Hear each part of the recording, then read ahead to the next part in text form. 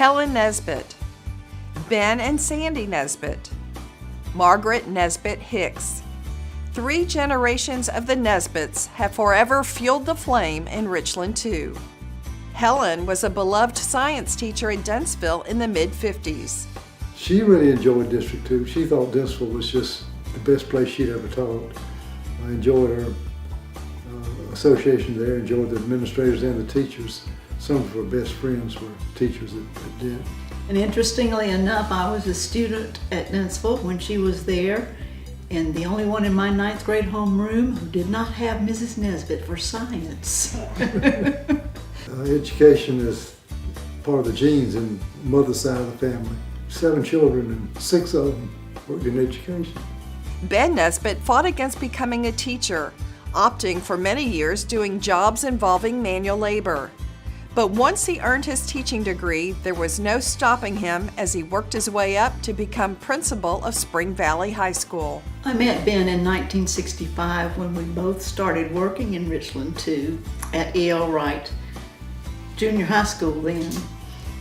I had just graduated from Dennisville High School and was called in over the summer by the principal, Cy Havard, and said, "Would you like to come be my secretary?" Sandy Nesbitt also rose through the ranks, teaching at Richland Northeast, school-to-work coordinator at Spring Valley, and lead teacher for career and technology education. It was all fun. We could each understand what was going on in each other's careers and support each other at home. And now the 3rd generation, Margaret Nesbitt Hicks, is igniting the flame for those students who struggle with reading. She was a born teacher. Before she even went to 1st grade, she would play with every animal doll she had and divide them up into groups. She had lesson plans and grade books. I look at my work as carrying on a legacy. It's fun to when I hear other teachers in the district tell me, "I remember when your mom was doing this," or "I remember when your dad was doing this," or "I appreciated the way your dad always." And I look at that and I go, can I do that? Am I doing that? Margaret is one of the most gifted teachers I've ever been around.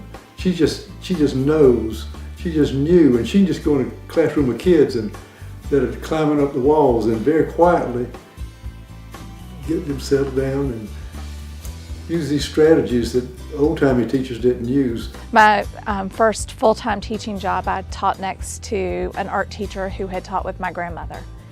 And so that was a lot of fun to be able to know, hey, she taught with my grandmother. Could there be a 4th generation of Nesbitts in Richland Two? I think my John is going to be a music educator.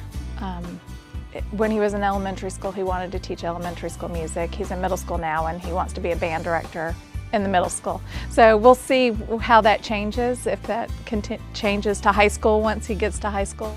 Hats off to the Nesbitt family for enriching the lives of our students and for building a family legacy in Richland Two.